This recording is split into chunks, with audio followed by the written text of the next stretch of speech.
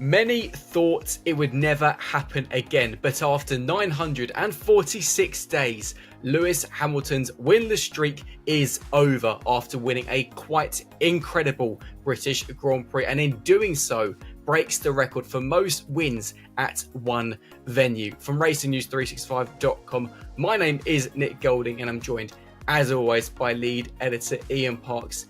Ian, a quite incredible British Grand Prix. It had everything. We had sunshine, we had rain, we had slick tyres, we had intermediates.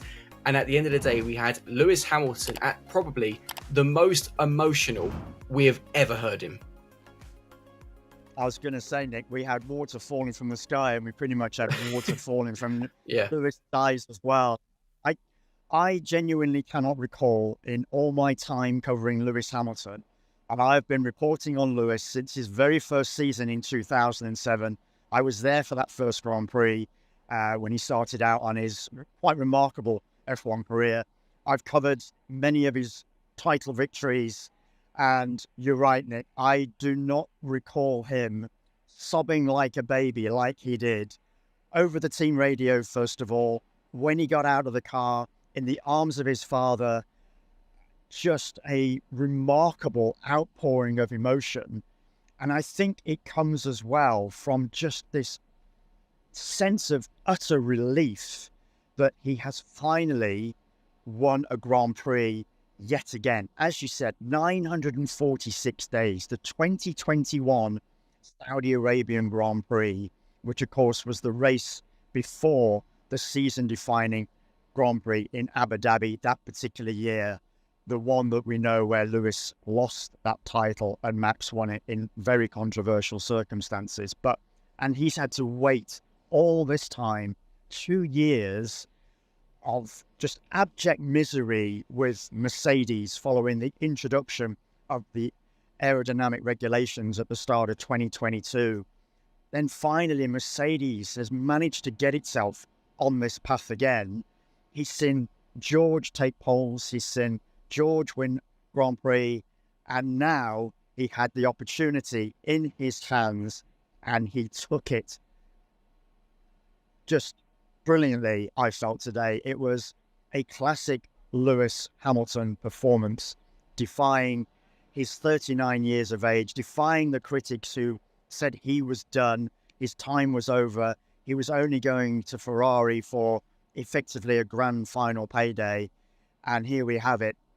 Just a superb day for Lewis, for Mercedes, and in my book, truly well-deserved for perseverance, for patience, for, he discussed it himself to a certain extent, the mental struggles that he has had to go through over this past 2.5 years, just simply on occasion to get himself out of bed, to keep training, to keep pushing for that victory.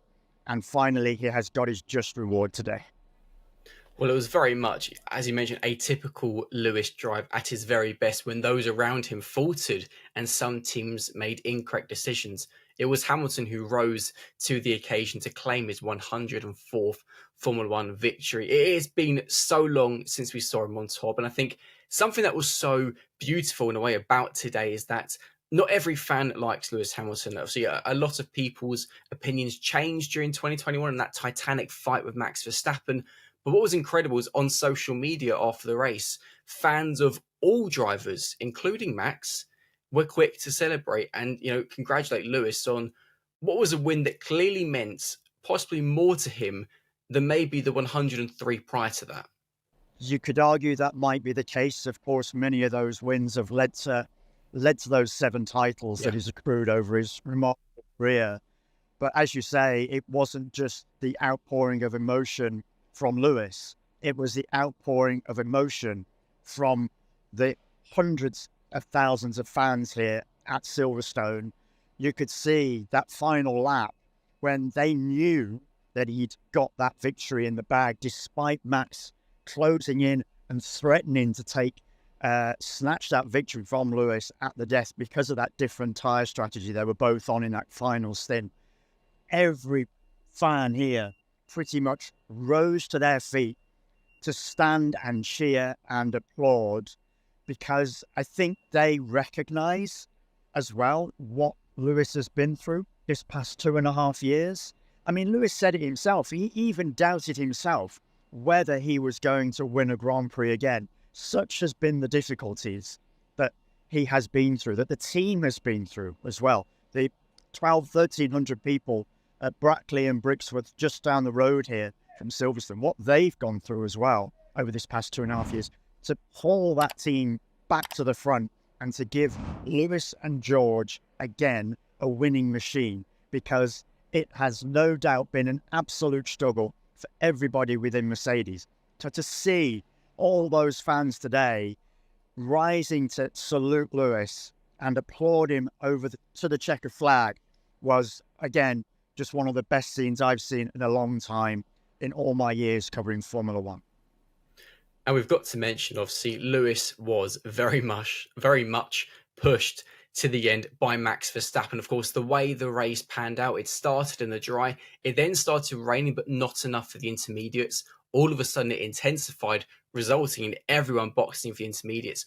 Before suddenly the sun came out, the track started drying, and we saw a late change back to slick tyres. Of course, in Max's case, he went for hard tyres. In Lewis and Lando's case, they went for softs, and obviously we'll talk about Lando in a few minutes, but we saw Max charging like an absolute lion in the closing laps. The gap, the deficit he had to Lewis coming down corner by corner just didn't quite get there. But on a weekend where Red Bull have not been at their best, Max Verstappen has admitted that himself. Christian Horner has said that they weren't expecting a victory this weekend. Verstappen has still left Silverstone, having extended his championship lead once again. Yeah, got to give credit to what Max almost pulled off, because it was an incredible final stint. As you say, when that rain shower finally relented and it came to that switchover, we saw Lewis and Max come in at the same time. And there was this remarkable difference in tyre strategy. As you said, Lewis softs, Max on the hards. Lando came in a lap later and he also went for softs. And at that stage, the call was effectively Lando's to make, although it was in conjunction with the team as well over the radio. And they kind of said to Lando, do you want the mediums to prevent Max attacking you, or do you want the softs to try and go after Lewis? And we actually didn't hear that radio response from Lando. We heard that particular message that I've just referred to there from the team. And it was only when he actually pitted and we saw him go onto the softs that we recognized what his plan was, or the team's plan, which they have now admitted was a mistake, to try and go after Lewis. Ultimately, what happened is his softs started to go. He was unable to eke out the life that Lewis quite magnificently did on his own set of softs, because when you saw Lando being reeled in by Max, it looked then as if it was only going to be a matter of time before Max caught up to the back of Lewis, got the DRS and passed him, because you felt that if Lando's softs are going, Lewis's are going to go as well. But the stint he produced, the consistency of lap times from Lewis over that final stint, as I say, was metronomic in its almost perfection.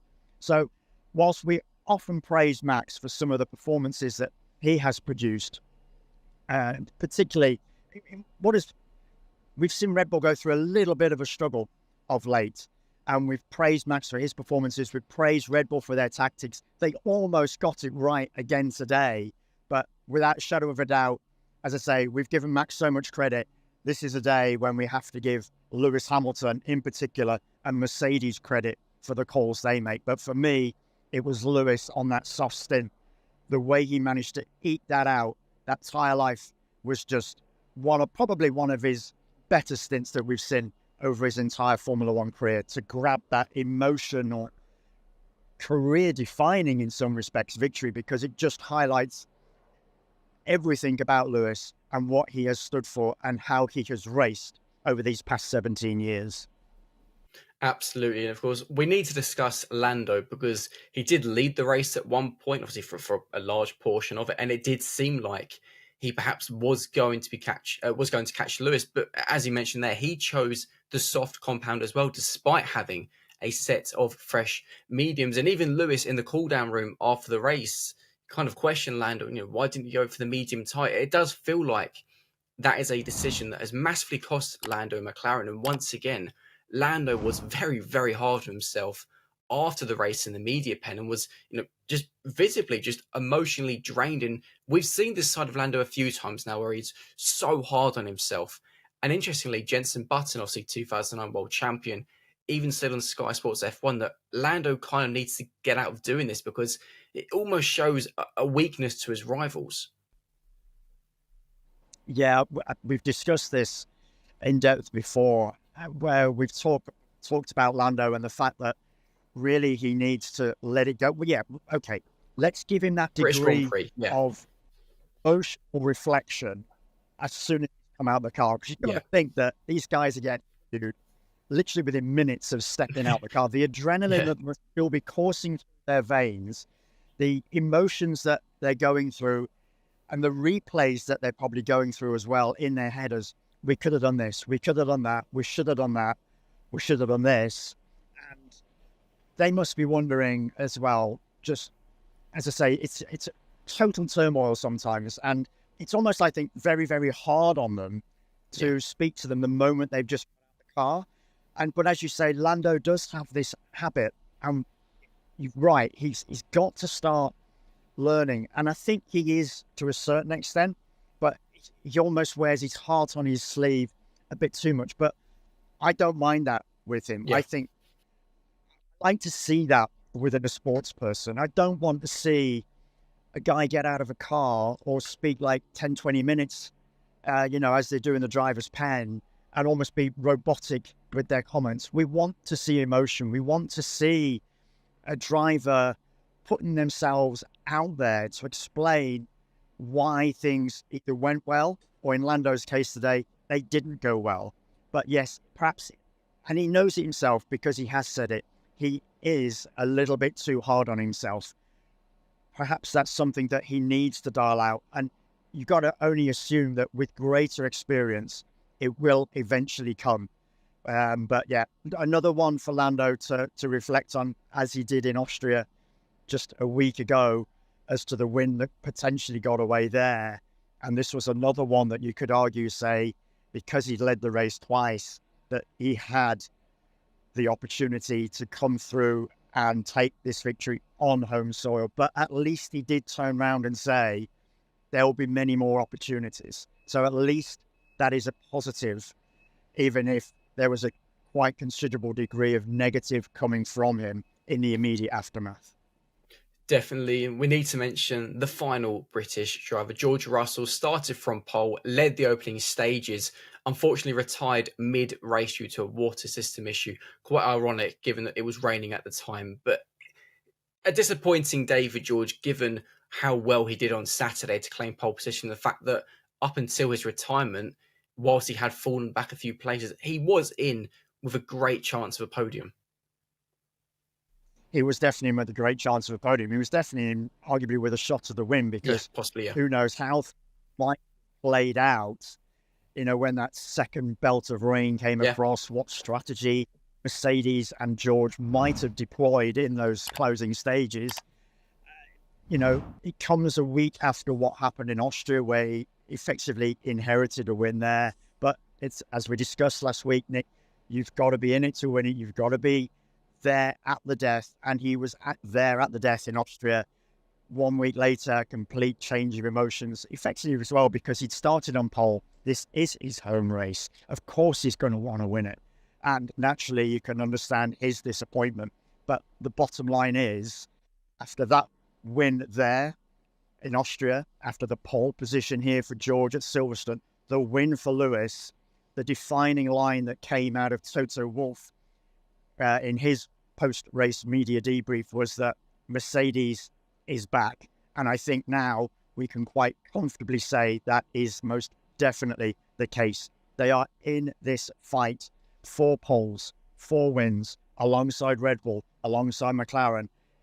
We're at the halfway point of the season, and if the next 12 races are anywhere as good as the last few we've seen, arguably since the Miami Grand Prix onwards, when Lando Norris won that race on the back of an upgrade package delivered by the team, and some of the performances and the drives we've seen over these past few Grand Prix, then we should be in for an absolutely cracking second half of the season.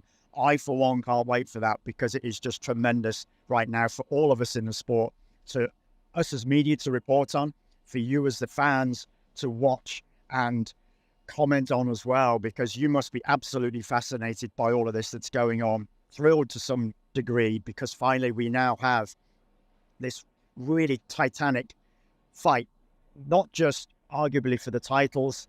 Yes, Max has increased his lead slightly, but now we've got, as I say, McLaren in this fight for Grand Prix wins, poles, Mercedes back in this fight for Grand Prix wins and for poles. So it really is now a 3-team battle for the honours over any of the remaining 12 Grand Prix that we've got coming up.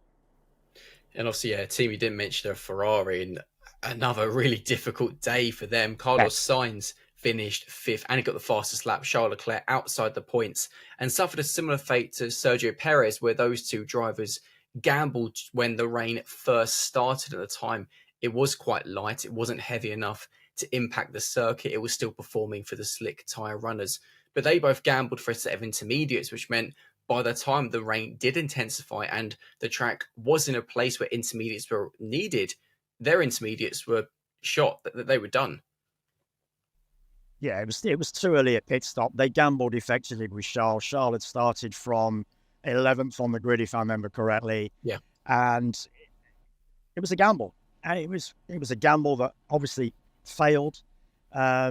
Sometimes you just have to take risks. We saw Red Bull try and do the same with Checo Perez as well.